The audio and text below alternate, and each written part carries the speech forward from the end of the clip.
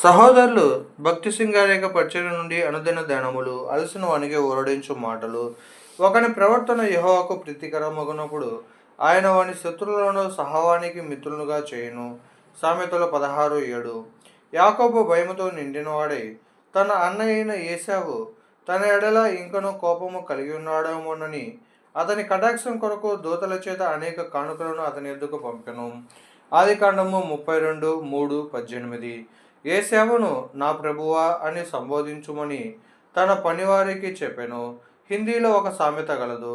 ప్రజలు కష్టములలో ఉన్నప్పుడు గాడిదను కూడా తండ్రి అని సంబోధించదంట.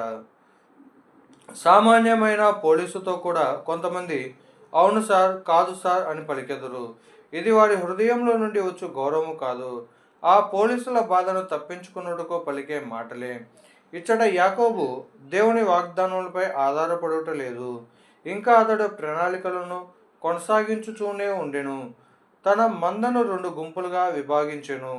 7-8 వచనములు.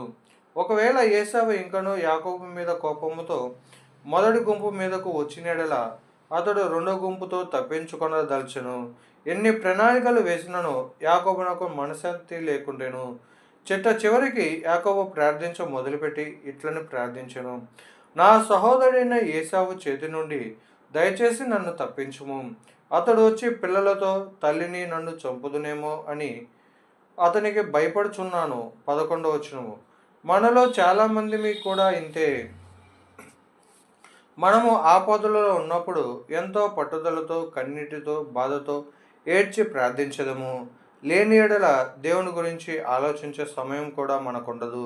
అప్పుడు యాకోబు తనకు కలిగినదంతయు పంపివేసి ఎబ్బేకు రేవు యొద్ద ఒకడు మిగిలిపోయెను. అతడు అచట ప్రార్థించగా దేవుడు 3సారి యాకోబును కలుసుకొని అతనితో ఇట్లనెను: బానిస వలె ప్రవర్తించకము, భయపడకము, నీవు నా రాజకుమారుడవు.